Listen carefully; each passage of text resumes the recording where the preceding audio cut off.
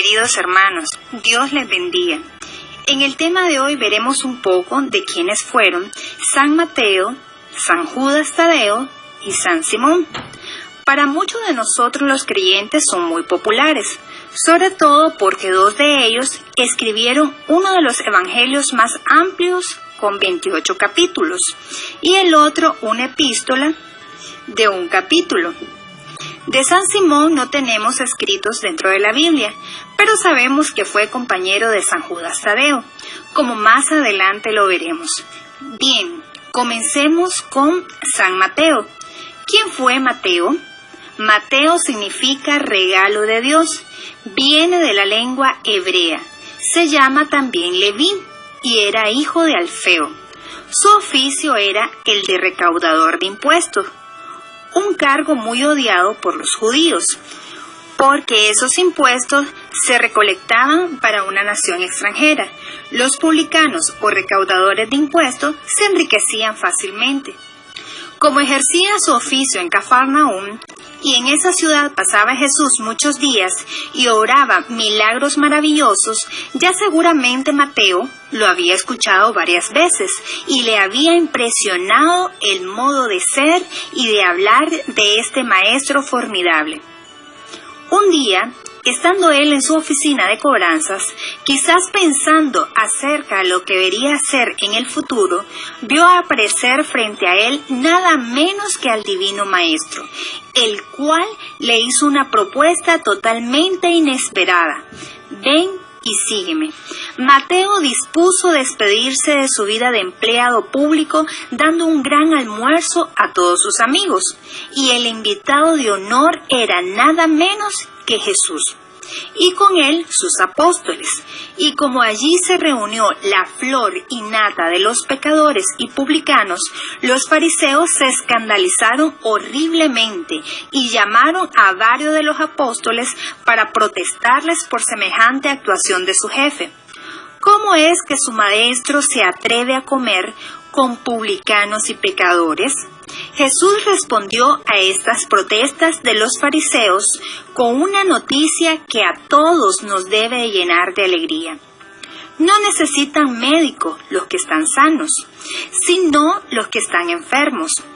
Yo no he venido a buscar santos, sino pecadores, y a salvar lo que estaba perdido. Desde entonces, Mateo va siempre al lado de Jesús, presencia sus milagros, oye sus sabios sermones y le colabora predicando y catequizando los pueblos y organizando las multitudes cuando siguen ansiosas de oír al gran profeta de Nazaret. Jesús lo nombra como uno de sus 12 preferidos, a los cuales llamó apóstoles, o enviados o embajadores, y en Pentecostés recibe el Espíritu Santo en forma de lengua de fuego. Los judíos le dieron 39 azotes por predicar que Jesús sí había resucitado, y lo mismo hicieron con los otros apóstoles. Y cuando estalló la terrible persecución contra los cristianos en Jerusalén, Mateo se fue al extranjero a evangelizar, y dicen que predicó en Etiopía y que allá murió martirizado. En todo el mundo es conocido este santo y lo será por siempre, a causa del maravilloso librito que él escribió, el Evangelio según San Mateo.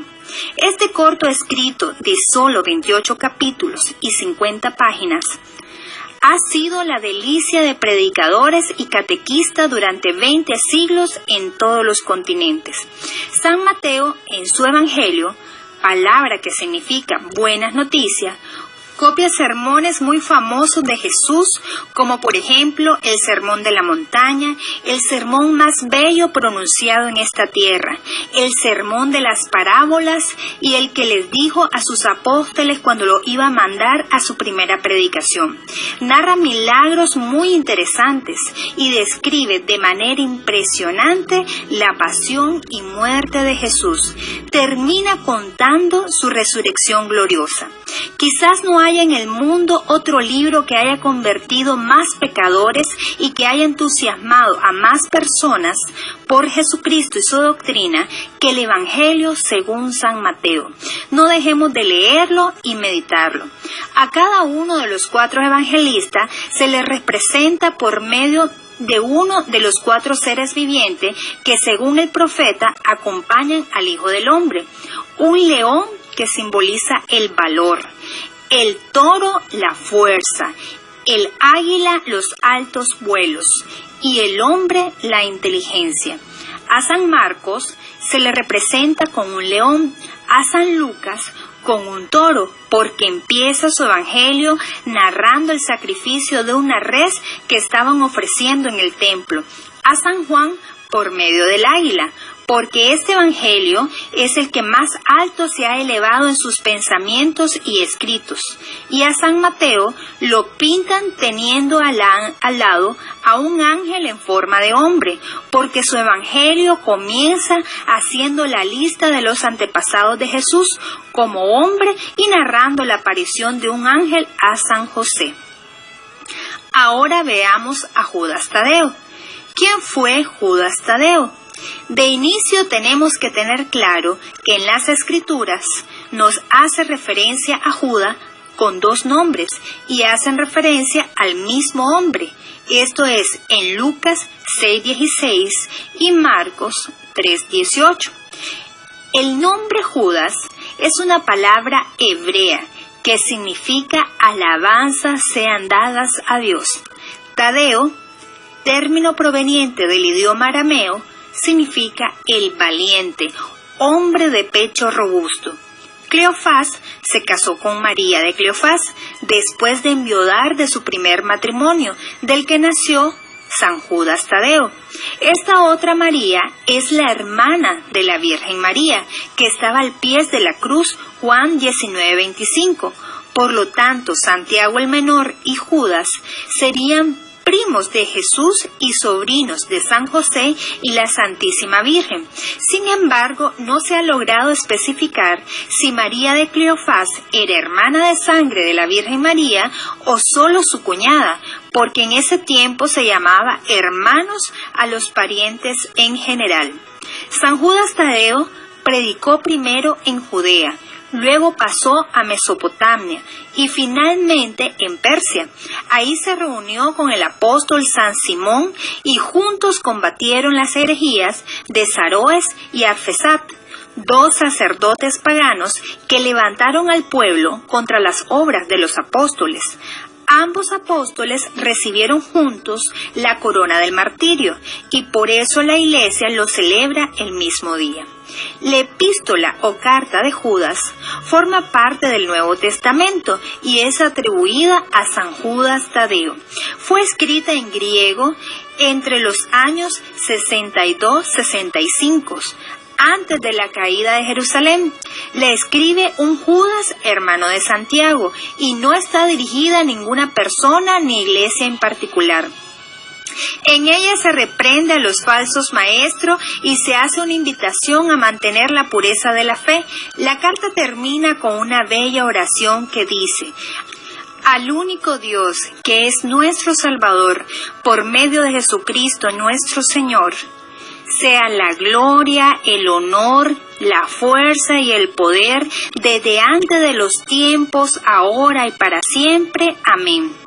Y ahora revisaremos algo de Simón, el cananeo o el celote. Simón significa Dios le oye, es de origen hebreo. El nombre de Simón aparece en todos los pasajes de los evangelios y los hechos, en los que se da la lista de los apóstoles.